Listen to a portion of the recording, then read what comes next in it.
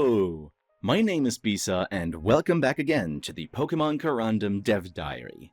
Last week, we took a look at Route 102 and the western half of Route 103, as well as my ideas for how to handle HMs, and the comments ended up being about as colorful of a discussion about the mechanic as I expected. But that's great, because while I didn't think my compromise was a bad way to handle them, all this discussion did offer up a lot of different options for how to handle it, all approaching the problem from a very different direction, and I believe I've been able to synthesize these into something that can bridge the divide between just keeping HMs and completely getting rid of them. More on that, however, in a future episode, as this time I come to you with big news. A lot of people have been very hungry to get their hands on Corundum to play it themselves, and the time for it is approaching quickly. For those who follow my community posts, I've already announced a while ago how I plan to release the game in sizable chunks before full release. Southwest Hoenn, Central Hoenn, Northeast Hoenn, the Ocean, and the Wilderness. I believe this is a pretty healthy pace, one that's both frequent enough and offers enough content in each release. However, I've also mentioned that I will be releasing development builds to channel members about 2 or 3 times for each of these big chunks in order to get some important live development feedback, and the first of these is quickly approaching. Now, obviously I don't want to outright sell access to the game. Giving the development build to members is just a way for me to thank them. So, in addition, until the build is ready, you can sign up for the public dev building test phase using the form linked in the description below. Once the sign-up period is over, I will randomly choose from the registrations, and those chosen will be granted the required roles on my Discord server to access the channels containing the patch file and feedback areas. But, with the admin preamble out of the way, let's jump right in and take a look at Petalburg City. Nestled comfortably between the southwest Hoennian shore and the eponymous Petalburg woods that enshroud it, Petalburg City is a calm, nature-bound place. Due to its accessible location, healthy environment, friendly locals, its proximity to the market town of Oldale and Hoenn's beating industrial heart Rustboro City, and its great international ties, particularly with its sister city Hearthome City in Missingno, Petalburg has become a secret tip for many tourists from within and without Hoenn who want to get away from the bustle of the region's larger cities, as well as a popular area for immigrants from other regions to find their roots in Hoenn. For Petalburg City is where people mingle with nature. Now, Petalburg was an interesting one. It's so bland and suffers from such a lack of distinguishing features, and its surroundings are almost so uninspiring that it's one of the few places I had no idea what to do with.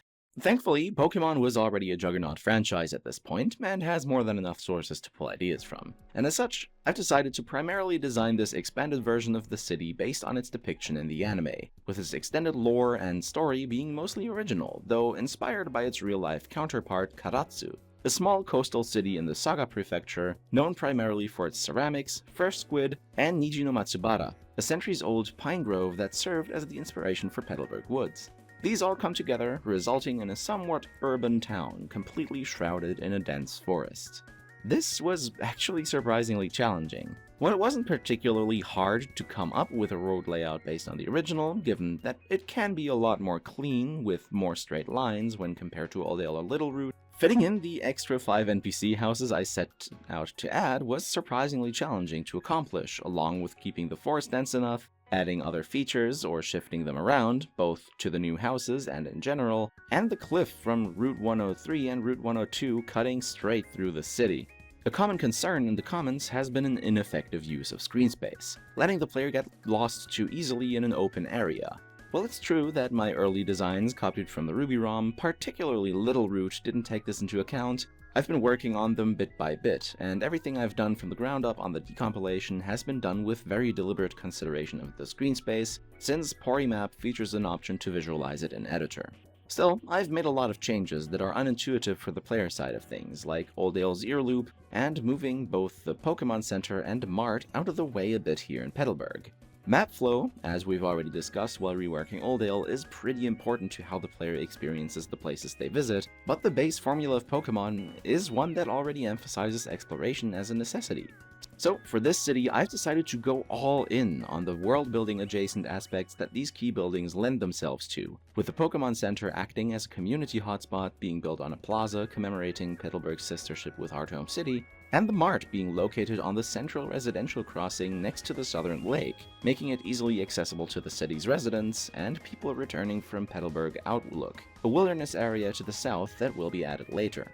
This is also the part where being limited to the vanilla tile sets from Emerald became an even more limiting factor than before. So this is my plea for forgiveness if you spot any weird looking tiles like some choppy cliff corners or the benches built out of wooden crates. But it's also a call to action. So if you're into pixel art and are confident that you're able to recreate the Gen 3 style, join the Discord or shoot me an email to hit me up. I'm sure we'll be able to work something out.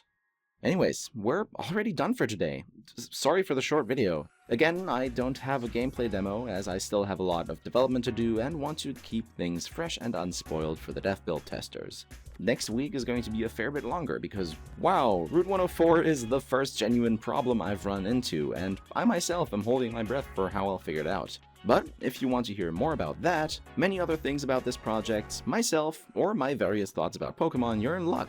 Because alongside this video, I also starred on the Skill Link podcast, and that episode is going live today. So if for whatever reason you want more of me, go check them out. The link to the episode is on the end card and in the description. But before you go, if you like the video, make sure to do just that so I know what you want more of, and if you want to know how I've worked my way out of the Route 104 shaped pickle I found myself in, make sure to subscribe so I can see you again next week, and again, if you want to play Pokemon Corundum early yourself, sign up for the public dev build testing phase, or become one of my channel members like Splack, TD Advocate, Mordred Pendragon, Finji, Missingno VGC, Indiana Petra, Space Magic 3, Zatsu Fakuzatsu, Yolai Tango, Nature Comics, and Renzo. Thank you all very much for watching, and until next time, have a good one!